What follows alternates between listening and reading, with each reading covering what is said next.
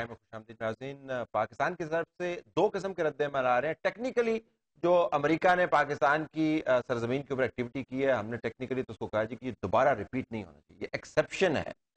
سیاسی طور پر ہم ابہام کا شکار ہیں. پرائم منسٹر صاحب کہیں اور جا رہے ہیں، صدر صاحب مضمون لکھ کے اس کو انڈورس کر رہے ہیں، پارلیمان خاموش بیٹھی ہوئی ہے، اور جو لیگل ایکسپرٹس ہیں وہ یہ کہہ رہے ہیں کہ اگر آپ نے خاموشی کو طوالت دی، اس کو طویل کیا، تو بین الاقوامی کمیونٹی کہے گی جی آپ نے لیگلی اس کو مان لیا. ذرا صوفی صاحب ایکسیپشن کی بات، آپ نے کہا کہ ایکسیپشن ہے، ایکسیپشن کیا ہوتی ہے؟ ایکسیپشن سے میری مراد یہ ہے کہ آج اسامہ والا واقعہ ہوا ہے. اب کوئی ملک بھی یہ آرگیو کر سکتا ہے کہ جی یہ تو ایک رول سیٹ ہو گیا پاکستان کے حوالے سے، ٹھیک، کہ ہم جب بھی چاہیں گے، ہمیں کسی ٹیررسٹ پہ سسپیشن ہوگا، ہم سرجیکل اسٹرائک کریں گے، ہیلی کاپٹرز لے کر آئیں گے، اٹھا کے لے جائیں گے. یہ ایک بہت ڈینجرس سچویشن ہے. یعنی کہ آپ یونیلیٹرل انٹرونشن کا دروازہ کھول رہے ہیں، اور انٹرونشن والا جو اس وقت ماحول ہے دنیا کی لاء میں، وہ بہت ڈیولپ ہو رہا ہے.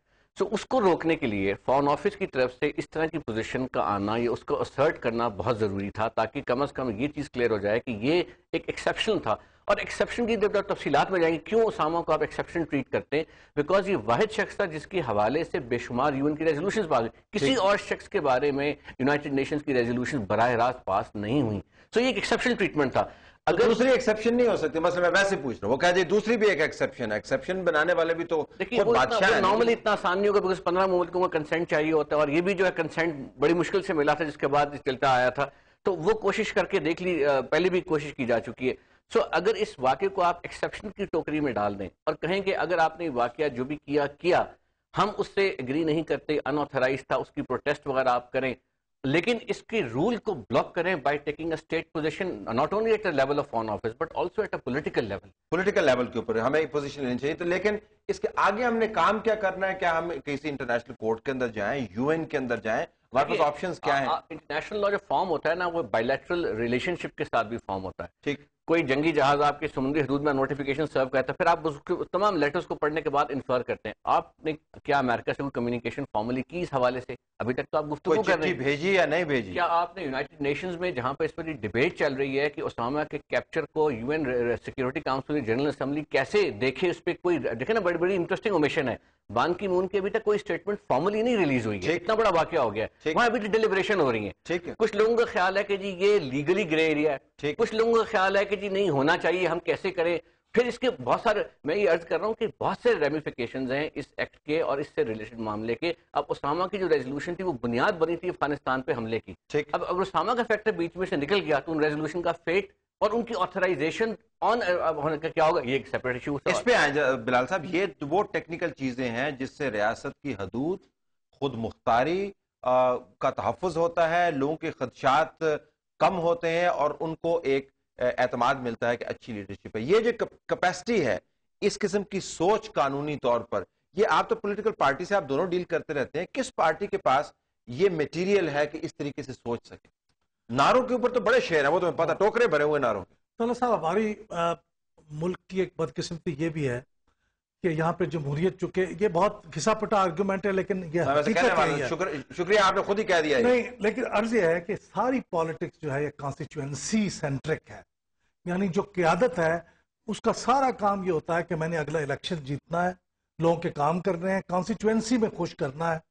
نیشنل اور جو گلوبل پالیسیز کے ایشوز ہیں وہ اسمبلی کے اندر بہت تھوڑی تعداد ہے لوگوں کی جو اس کے اوپر کنسنٹریٹ کرتے ہیں. اور سیاسی پارٹیوں کی قیادتیں بھی ایسے ایم این ایز کو ان کے ساتھ بہت کمفرٹیبل نہیں ہوتی جو بڑے نیشنل لیول پہ سوچنے کی کوشش کرتے ہیں. وہ کانسٹیچوئنسی سینٹرک لوگوں کو پسند کرتی ہیں کیونکہ ان کی قیادت کو اس کے ساتھ کوئی تھریٹن نہیں ہوتی. تو یہ تو ایک جنرل بات تھی. آپ نے ایک سوال پوچھا تھا، ایک بڑا اہم سوال ہے کہ آپ ہمارے سول لیڈرشپ کو کس نے روکا ہوا ہے کہ وہ یہ سوال کیوں نہ کرے. میرے خیال میں سیکیورٹی معاملات پہ ہماری سول لیڈرشپ جو ہے وہ ایک طویل عرصے سے کنڈیشن ہوئی ہے کہ جب سیکیورٹی کی کوئی بات آنی ہے تو یہ آٹومیٹکلی دیکھتے ہیں ادھر جی ایچ کیو کی طرف کہ وہ کیا فیصلہ کرتے ہیں. میرے خیال میں ان کو فیصلہ کر لینا چاہیے کہ جمہوریت آ چکی ہے، ان کی ڈیوٹی ہے اوورسی کرنا. اچھا، میرا خیال یہ کہ فیصلہ کر چکے ہیں. کیری لوگر بل میرے سامنے ہے. کیری لوگر کی بل کے اوپر سیکیورٹی اسٹیبلشمنٹ کے بڑے تحفظات تھے اور باقاعدہ ایک پریس ریلیز بھی مفصل جاری کی.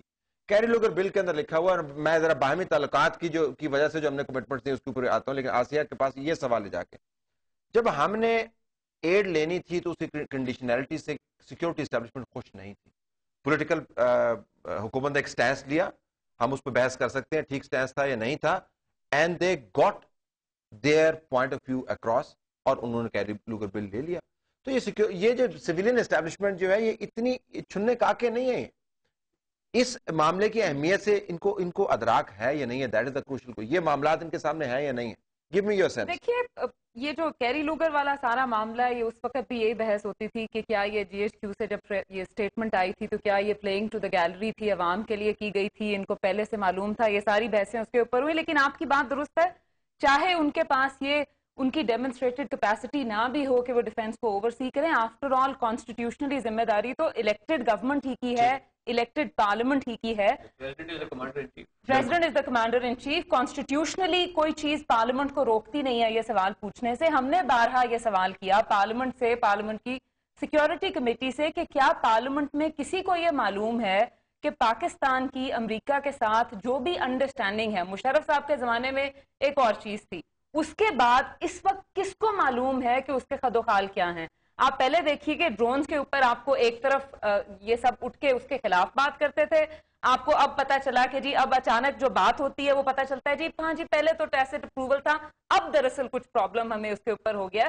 تو یہ جو چیزیں اتنی اس طریقے سے چینج کرتے ہیں. میں یہ بات کی تھوڑی سی آگے بڑھاؤں کہ دیکھیے جو انڈرسٹینڈنگز ہوتی ہیں نا ان کو آپ کوشچن کبھی بھی کر سکتے ہیں. یہ انڈرسٹینڈنگ نام کا کوئی معاہدہ نہیں ہوتا, بالکل صرف ٹریٹی بیسڈ کمٹمنٹ ہوتی ہے. اگر کوئی ملک آپ کو پابند کر سکے, جو ہمیں وہ ریفر کرتے ہیں کہ برنگ دم ٹو جسٹس, یہ الفاظ کسی ٹریٹی کے, نان انٹرونشن یہ الفاظ ایک اور ٹریٹی کے, وغیرہ وغیرہ وغیرہ, میں بے شمار اوبلیگیشنز پاکستان کے نام لیا جاتا ہے. It is always reference to an admitted document جو بائلیٹرلی یا if I can continue, میں یہ صرف ایک بات کرنا چاہ رہی تھی کہ یہ جو اب نظر آ رہا ہے کہ جی ایک طرف آپ کو سیکیورٹی کا بھی کیپیسٹی کا پرابلم آ گیا, پھر سول جو گورنمنٹ ہے اور پارلیمنٹ ہے وہ بھی بات نہیں کر رہی, تو یہ کتنا ڈینجرس پریسیڈنس ہے کہ یہ تو مائٹ از رائٹ والا قانون ہو گیا نا. پھر جس ملک کے پاس یہ پاور ہوگی وہ آئے گا آپ کی سرزمین کے اوپر کوئی نہ کوئی ایکشن کرے گا اور پھر اس کے بعد چلا جائے گا. So at the end of the day آپ نے سٹیزنز نے کسی سے تو کوئی سوال پوچھنا ہے. اور یہ آپ نے بڑے عمدہ انداز سے بیان کیا ہے کہ سیکیورٹی اسٹیبلشمنٹ کا بھی کرائسس ہے بہت بڑا, وہ تو ظاہر ہی ہے. اسامہ بن لادن موجود پتہ نہیں, آپریشن ہو گیا پتہ نہیں, اکاؤنٹیبلٹی کس نے کرنی وہ بھی پتہ نہیں. جو سویلین حکومت ہے اس کا تو کرائسس, وہ اس نے لیڈ کرنا ہے اس کو پتہ نہیں, پارلیمان نے آواز اٹھانی ہے اس کو پتہ نہیں ہے, اس نے قانونی طور پر پاکستان کے مفادات کا تحفظ کرنا ہے اس کو پتہ نہیں ہے.